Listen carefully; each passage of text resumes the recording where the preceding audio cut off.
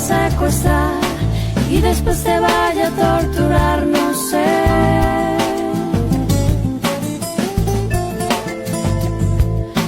Pero solo quiero contemplar cuántas de tus pecas puedo yo entender.